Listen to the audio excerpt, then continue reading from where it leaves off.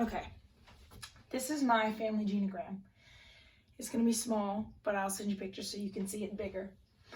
My genogram looks a lot of stuff going on everywhere, but it's because I wanted to make sure all the relationships were put onto the genogram, not just people's ages and their health issues. Because when I was doing this, I didn't find out a lot of health issues. My family actually that's something I learned. They're a healthy family, actually. But this is my dad's side of the family and my mom's side of the family. And I will start from my dad's side, top down. My great-grandparents, my dad's parents, William Taft Richardson and Avis Sherrill, and they got married and had three sons, Cheryl, Donald, and James. James is my grandfather. And my grandfather married my grandmother, Patricia. Her parents, actually, Milton and Pauline Turner, we called her Big Mama, and my grandpa Milton died way before I was born, and even my dad. But they had 8 children. My grandmother, obviously during this time, is not uncommon to have a big family. But my grandmother is like right almost middle of the oldest in her family. My Uncle Bill is the oldest, firstborn son, and the rest are girls. With my Aunt Bobby Sue, who married Fred, my Aunt Judy, my Aunt Diane, who married Steve, my Aunt Gail, Aunt Debbie, and Aunt Terry.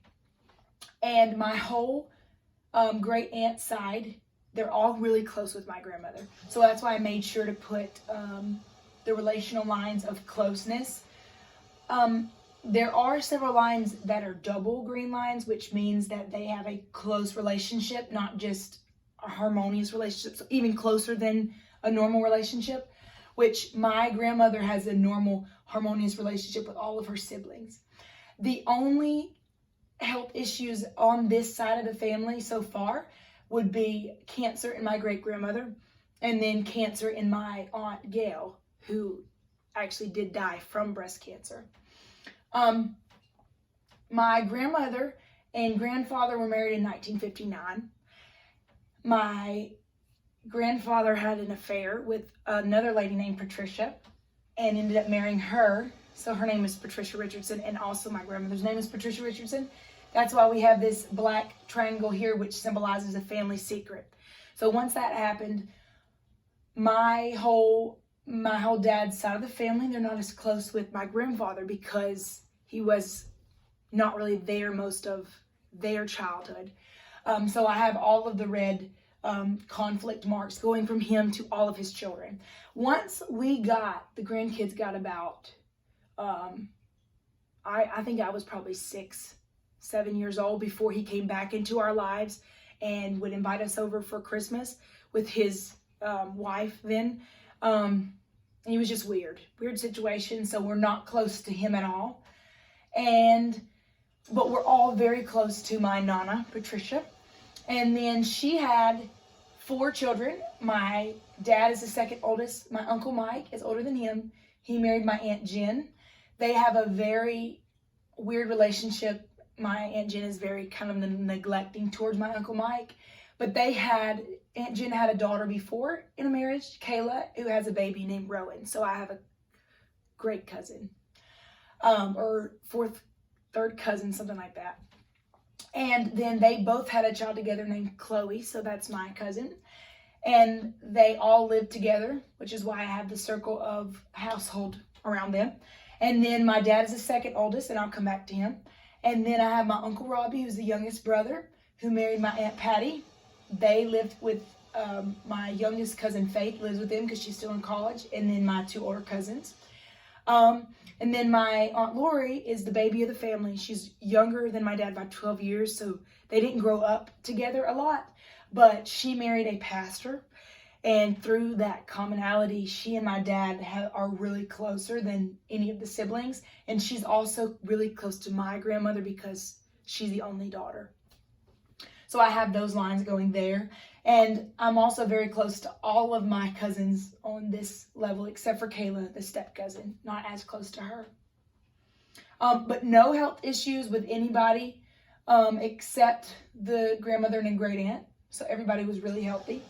Going over to my mom's side of the family, my mom's parents, on her dad's side, Herbert Fell and Thelma Gay, they were perfectly normal, had 4 kids, 1 miscarriage before the youngest.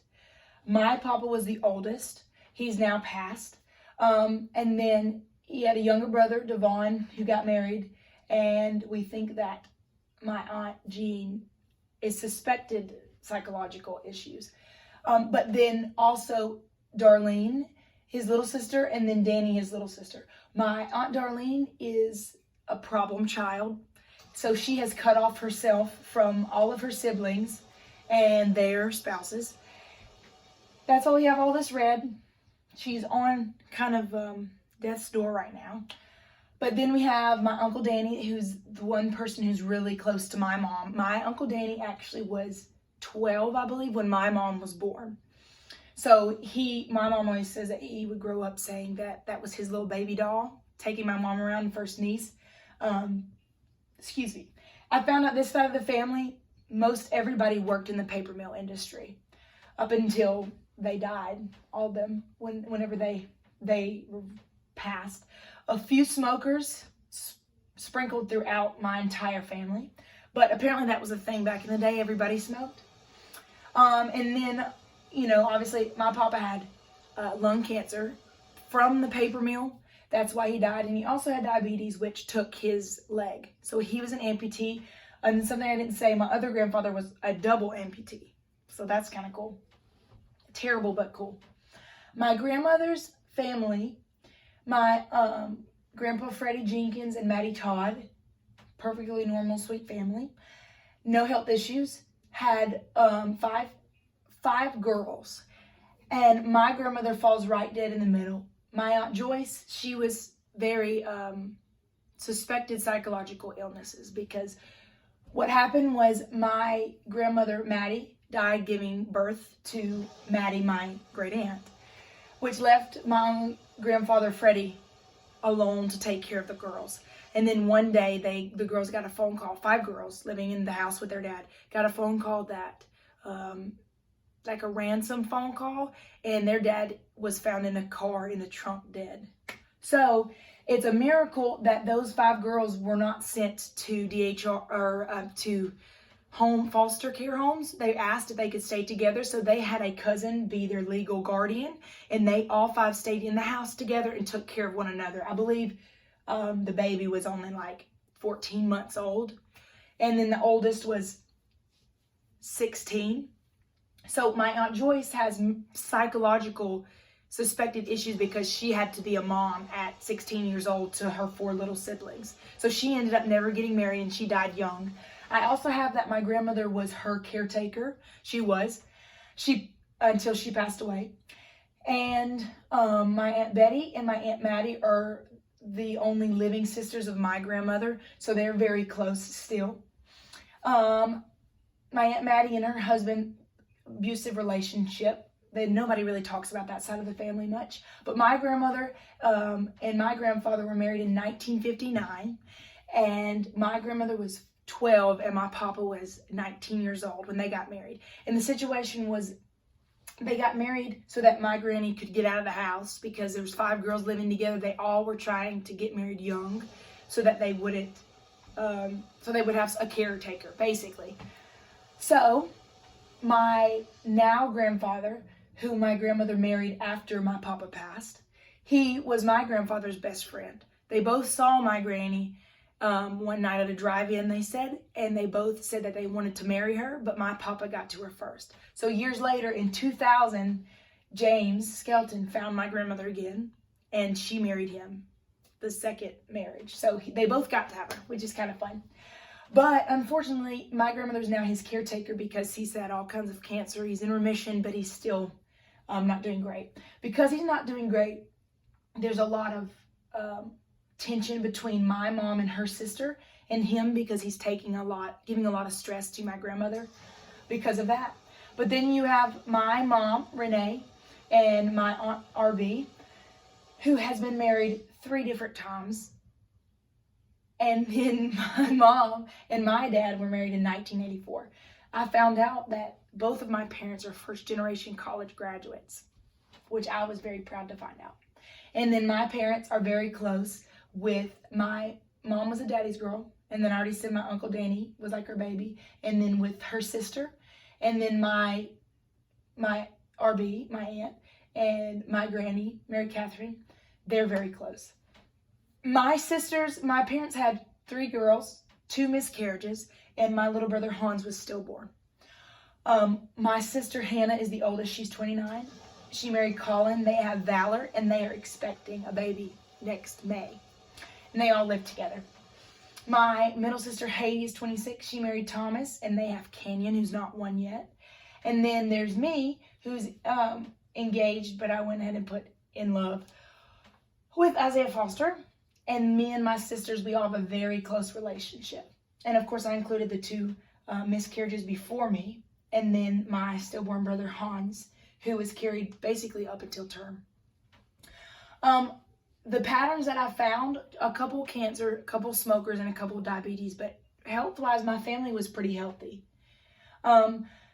Occupation-wise, a lot of teachers, a lot of paper mill. Mainly what my mom told me was blue-collar labor workers all throughout these generations until you got to my parents, which were first-generation college graduates.